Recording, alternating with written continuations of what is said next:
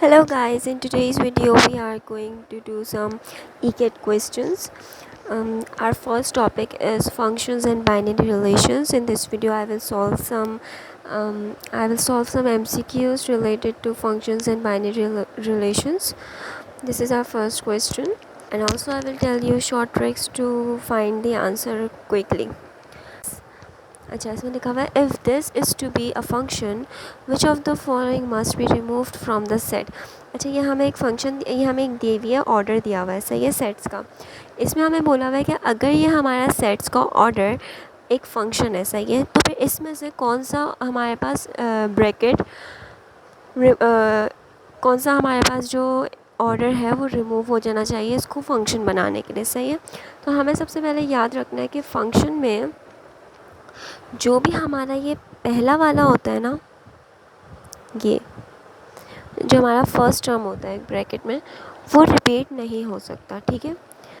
हाँ, तो हमें अगर देखना है कि अगर हमारा कोई भी जो सेट्स हैं अगर वो फंक्शन है, सही है, तो उसके अंदर जितने भी हमारे पास ऑर्डर्स हैं ना, ये जितने भी इसके अंदर सबसेट्स हैं, उनमें जो पहला वाला टर्म होता है ना वो रिपीट नहीं हो सकता, ठीक है। जैसे कि 3,2 है, 4,2, फिर 3,1, 7,1, 2,3, इसमें से पहला वाला नंबर कौन सा वाला इनमें से ऐसा पहला नंबर है जो रिपीट हो रहा है। जैसे 4 सिर्फ एक दफ़ा आया है पूरे उसमें, सही है, फर्स्ट नंबर पे, सही है, सिर्फ फर्स्ट वाला देखना है हमें, सही है, कि फ़र्स्ट प्लेस पे ही जो हमारा नंबर यूज़ हुआ है वो वाला किसी और सेट में ही फ़र्स्ट प्लेस में नहीं यूज़ होना चाहिए, ठीक है। तो 4 देखें कहीं पे भी दोबारा से रिपीट नहीं हुआ। 3 अगर हम देखें तो देखिए 3 फर्स्ट वाले में भी है, फर्स्ट प्लेस में ही है, और ये थर्ड इसमें भी जो है 3 फर्स्ट प्लेस में है, ठीक है।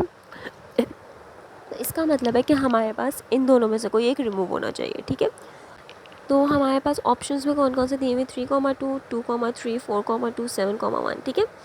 अब हमारे पास इन ऑप्शंस में से 3 फर्स्ट प्लेस, ये इनमें से या इनमें से कौन सा वाला हमारे पास ऑप्शन में गिवन है, 3,2 गिवन है, तो इसका मतलब है कि 3,2 रिमूव हो जाना चाहिए इसको फंक्शन बनाने के लिए, ठीक है। हमारा आंसर है 3,2, क्योंकि जो फर्स्ट प्लेस पे हमारे पास नंबर होता है किसी भी सबसेट में वो रिपीट नहीं होना चाहिए किसी और फर्स्ट प्लेस में अगर फंक्शन है वो, ठीक है।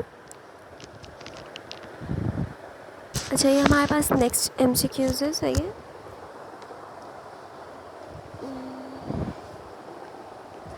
इसमें हमें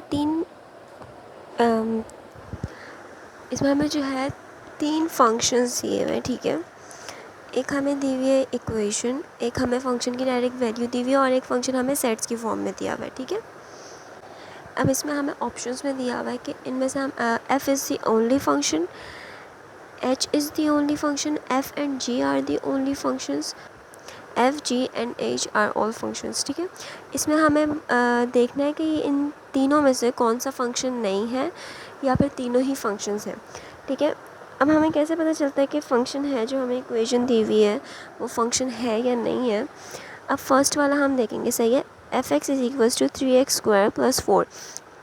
इस इक्वेशन का हमें कैसे पता चलेगा कि ये फ़ंक्शन है कि नहीं है। फ़ंक्शन का हमें इस तरह से पता चलता है कि फ़ंक्शन में हमारे पास f(x), अच्छा f(x) क्या होता है हमें बताओ, f(x) जो है वो y होता है, ठीक है।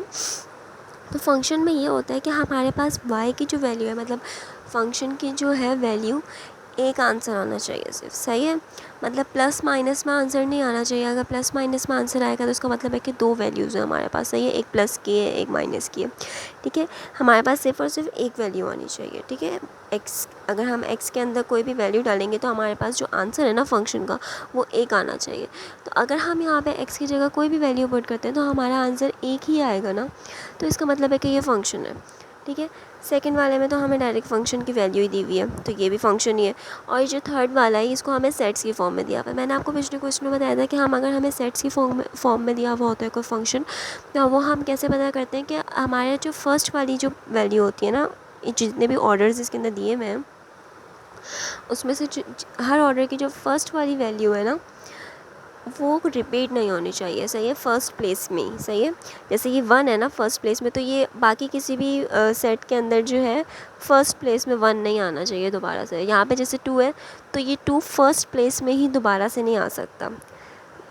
तो 1 भी सिर्फ एक दफ़ा आया है, 2 भी एक दफ़ा आया है, 3 भी एक दफ़ा, इसका मतलब है कि ये भी फंक्शन ही है, सही है। तो हमारा ऑप्शन कौन सा वाला इसमें से राइट होगा? F, G and H are all functions।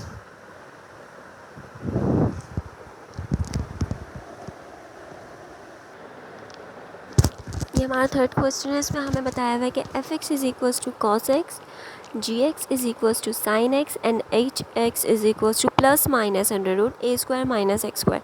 अब इसमें भी हमें बताना है कि कौन कौन से फंक्शन है, कौन से नहीं है। यहाँ पे तीनों ही फंक्शंस हैं या तीनों ही नहीं है। सही है। तो पहला ऑप्शन है हमारे पास f(x) is the only function, h is the only function, gx is the only function, f and g are the functions. हम सबसे पहले देखेंगे f(x) is equals to cos x। सही है। अगर हम लोग यहाँ पे x डालते हैं, ठीक है, x की वैल्यू डालते हैं, कोई भी वैल्यू x की डालें, तो हम लोग जब उसका कोसाइन लेंगे तो आंसर हमारे पास हमेशा एक ही वैल्यू आएगी। सही है। प्लस माइनस में नहीं आती है जब भी हम किसी का कोसाइन लेते हैं। तो इसका मतलब है कि ये फंक्शन है। अच्छा, G X is equal to sine X, यहाँ पे भी सेम ही है। एक्स की हम जो भी वैल्यू डालते हैं तो साइन हम जब उसका लेंगे तो हमारे पास वैल्यू एक ही आएगी। इसका मतलब है ये भी फंक्शन। हमारे पास फंक्शंस का क्या रूल होता है कि हमारे पास जो वैल्यू आनी चाहिए फंक्शन की, एक्स की वैल्यू डालने के बाद जो आंसर आना चाहिए वो एक ही आना चाहिए, प्लस माइनस में नहीं आना चाहिए। अब यहाँ पे हमें एच एक्स दिया हुआ है प्लस माइनस अंडर रूट ए स्क्वायर माइनस एक्स स्क्वायर। हम यहाँ पे कुछ भी नहीं देखेंगे, डायरेक्ट सबसे पहले हमने यही देख लिया कि यहाँ प्लस माइनस है, मतलब इसका जो भी आंसर आएगा वो प्लस माइनस आएगा। दो वैल्यूज़ आएंगी, एक प्लस की आएगी और एक माइनस की आएगी। इसका मतलब है एच एक्स जो है हमारा फंक्शन नहीं है। तो हमारा कौन सा वाला ऑप्शन ठीक होगा? F and G are functions.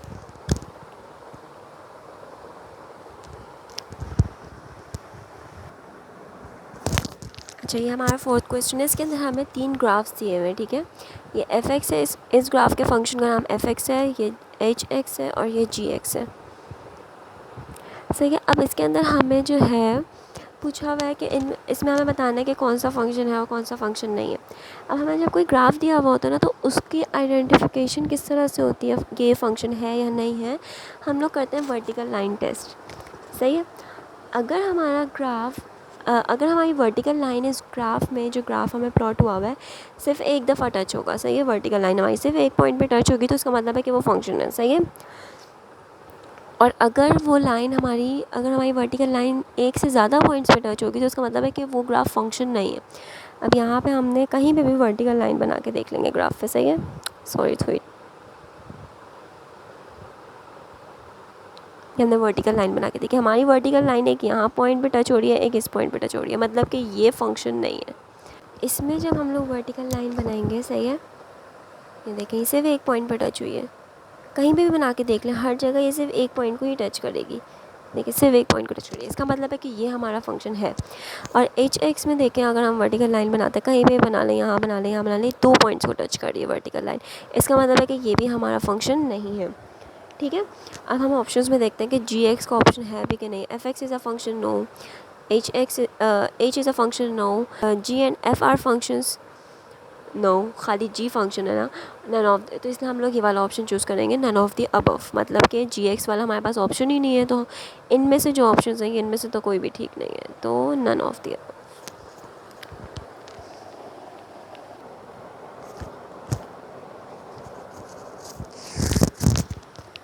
अच्छा, इस क्वेश्चन में हमसे पूछा हुआ है what values must be excluded from the domain of F is equals to X comma Y. अच्छा, Y is equals to X plus two over X minus two. सही है। ये हमारा फंक्शन है।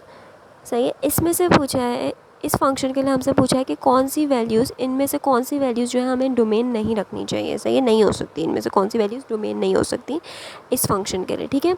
अब हम देखेंगे ये फंक्शन। सही है। अब अगर अच्छा, कौन सी वैल्यूज़ है जो हम नहीं रख सकते यहाँ पे। सही है। हमारे पास बस आंसर इन्फिनिटी नहीं आना चाहिए, बाकी कुछ भी आंसर आ सकता है। ठीक है। तो हम ऐसी वैल्यू डोमेन नहीं रखेंगे जिससे आंसर हमारा इन्फिनिटी आए। तो इन्फिनिटी कब आता है? जब हमारे पास डिनोमिनेटर में 0 हो जाता है।